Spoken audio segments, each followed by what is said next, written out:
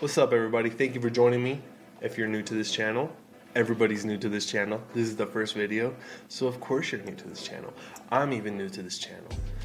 But what we're going to talk about is about hoops, mainly Denver Nuggets hoops, but I'll be talking about other miscellaneous things here and there, maybe MVP talks, which hot team is more than likely to go to the finals, things like that. For now, I'm going to start off with Denver Nugget hoops. First things first, will the Nuggets go back to back? For me, I had concerns about the team at the beginning of the season with our bench unit, defensively, how we would move forward since we do have a thin bench. But that is before the Jokic text message. I had concerns about our team on who would be the it factor on our bench unit. Last year, it was definitely Bruce Brown. This year, maybe Christian Brown, maybe Peyton Watson. Zeke needs to step his game up. I feel like he's been doing a great job post All-Star break. Before the All-Star break, Zeke seemed a little bit too scared to even touch the ball, it seemed like. But, you know, he wasn't getting the reps. I feel like with Coach Malone giving him reps this season, post All-Star break, he's been reading them tweets, that's for sure. If you guys are on Nuggets Twitter, you guys know Zeke has been under fire with us Nuggets fans. Peyton Watson, huge impact on defense. He's still a young player. It's still his second season, technically first real playing season. But if he keeps shooting with confidence, if he keeps his reps up, if he keeps just doing what he does, I feel like he'll gain the confidence to where the point his shots will start going in. Christian Brown is a guy that I feel needs to be a pest on defense. By pest, I mean like a TJ McConnell type pest, like picking you up from the beginning of the court all the way till you get crossed over to the half court. He needs to be a pest. He has the athleticism. He has the grit. I feel like he passes up a lot of open shots or a lot of open layups. Definitely needs to pick it up on the offensive side in a sense of he needs to get more confident in the decisions that he's making. He drives, and then instead of actually going up with the ball, drawing fouls, he drives and ends up passing the ball away. Same with open threes. He passes up a lot of open threes. But that's still a learning curve. You know, he needs to gain confidence. I feel like his shot needs to go in a little bit more often for him to gain that confidence. Let's move on with our next topic. Post-text message Nuggets. Our bench unit, still questionable, but they're doing a little bit better. They still need to cross their T's, dot their I's a little bit. But the rotations do shrink during the postseason. Justin Holiday might start getting more minutes in this next end of the season. Currently, the Nuggets lead the NBA in field goal percentage during the clutch time. That's at a 52%. One of the most clutch teams in the league. It seems like we're always fighting for a lead in all of our games. We go down by 10 points and we're playing catch up basically the entire time. That's what it feels like to watch some Nuggets hoops. We're always fighting for that lead back. Our record last year was at 45-19. Currently, our record is 42-19, so we're kind of almost in the same range. But let's get into some stats post All-Star break. These stats are honestly getting me more confident in my team after that text message that Jokic sent out. Before the text message, it didn't seem like we were in it. It seemed like it was just a 9-to-5 to everybody on that team. There was no effort for the most part in defense. But still, post-text message, we're still fighting for leads. We end up going down by double-digit points for the most part. And we got to fight it back. But that's okay. That's how we go into these games with that clutch percentage we have at 52%. We lead the league in that. So we're one of the most clutchest teams in the league. Stats after All-Star break. Let's break it down. Right here, I got Michael Porter Jr. in the last 6 games, averaging 22.3 points a game, 9.3 rebounds a game. And Michael Swing the Rock Porter Jr. averaging 2 assists a game. And that's shooting at 56.5% from field goal. Those are great stats. This last game he just had against the Lakers, that boy went 10 for 10. 10 for 10.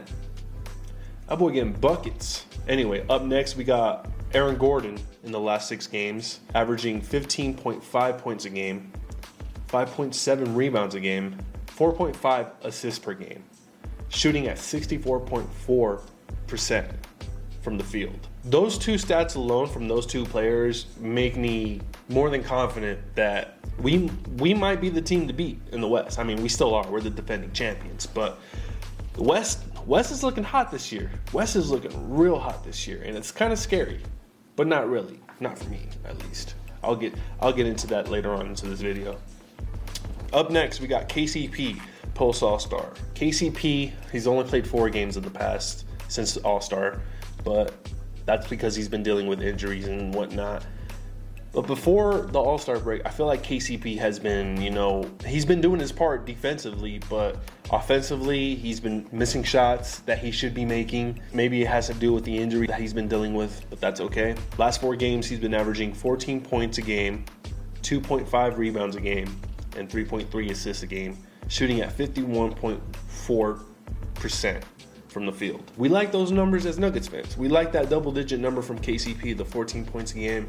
He is a huge impact on defense, huge pest on defense. That's what I want CB to be, Christian Braun. I want him to be a pest just like KCP.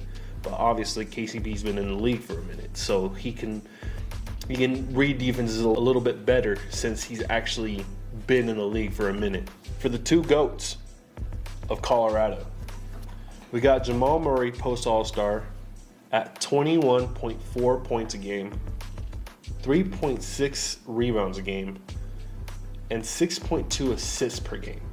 That assist per game for Jamal Murray is very important. I think he could bump those numbers up during the postseason, especially because the game's going to slow down and that 2-man game is probably going to be run more through the postseason. It's not just him passing it to Jokic. It's him actually making a play. Only thing I don't like about Jamal Murray is when he goes into his ISO game, into his tween game. I understand he's Jamal Murray and he gets his buckets. That's not Nuggets brand basketball. Nuggets brand basketball is when we actually pass the ball. We got cutters going to the basket. We got people setting screens. I don't like when we have ISO hoop and no one's setting the screen, no one's cutting to the bucket. I feel like the offense stalls too much. I don't even know if I mentioned the shooting percentage that Jamal Murray's having, but he's been shooting at a 57.1%. That's pretty freaking good. All of our players out here are shooting over 50% from the field. That is amazing stats. Granted, these are post All-Star break stats, but that's okay. The text message made us lock in. As AG already stated, you already know what time it is. Let's get into the GOAT stat himself. And believe it or not, I do feel like the MVP race is going to be a close one between Jokic and Shea. I know that Jokic currently is the favorite. Depending how seeding goes, I think they might give it to Shea if OKC has a higher seeding than the Nuggets. And vice versa. If the Nuggets have a higher seed than OKC, the MVP might end up going to Jokic. Who knows? But Jokic has been averaging post All-Star break 24.8 points a game, 14.2 rebounds a game, and 11.7 assists per game. Those are goated numbers, and he's shooting at 62% from the field. I know he had a rough game. I don't think it was against the Lakers. It was the Heat. Against the Heat, Jokic did have some stats go down. He wasn't shooting the way he should have. Technically, they were shutting my boy down. Granted, there was a lot of bullshit calls that weren't being called during that game, but we're the Nuggets. The refs don't fucking like us at all. Moving on to the matchups for the playoffs. These are matchups I like or dislike. Let's go ahead and start off with the 3 teams I really don't like matchups for, in the sense where I feel like they could give the Nuggets some problems. The Minnesota Timberwolves. That is a matchup I feel like would be a matchup for hell for us in the playoffs. That series might go to 6 games. Either way, they do have the 2 big men. I know Rudy doesn't really spread the floor the way he should, but he is a good rim protector. They did push us last year to 5 games, and obviously Bruce Brown said that Minnesota might have been the toughest matchup for them during that entire playoff series. I would say I would agree for that, as in this year. That might be the team to give us the problems during the postseason if we do end up matching up with Minnesota in the playoffs. All due to the big men that they have. They have great defensive players. Jaden McDaniels, crazy lockdown defensive player. Naz Reid, great three-point shooter, great big man.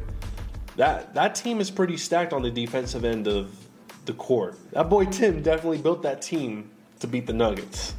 And you can't forget Anthony Edwards. That dude is definitely the future of the league.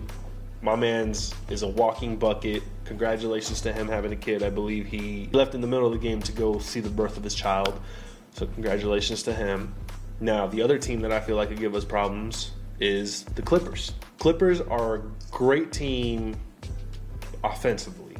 Defensively, I'm not so sure they can really give us that problem, but I do feel like that is a matchup nightmare for us in the sense where they have James Harden, they have Kawhi Leonard, they have Paul George, they have Russell Westbrook.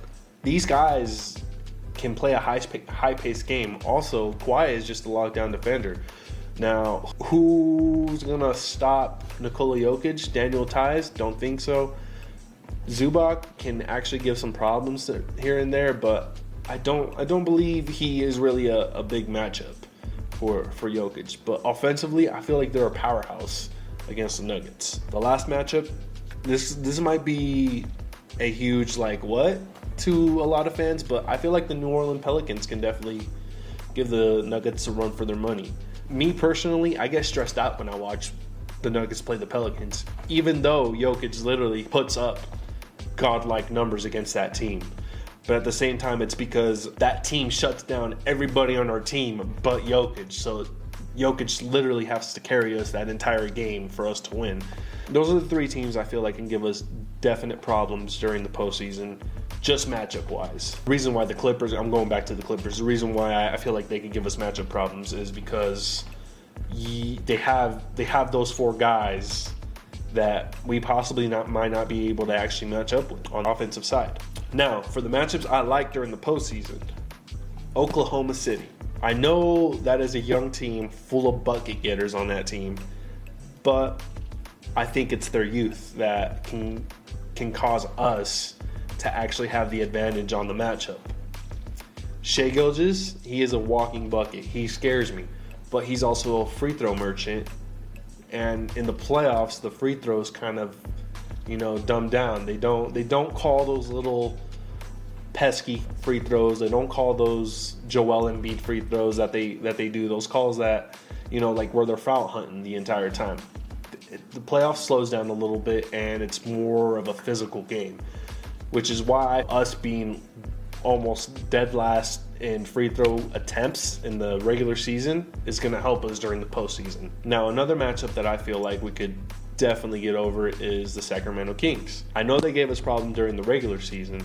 As I said, during the postseason, the game slows down. Sabonis is a beast, but we've been there. We've done that, That team made it to the playoffs for the first time last year, and they already had problems with a struggling Warriors team. The Phoenix Suns. I think I don't have to say much about this one.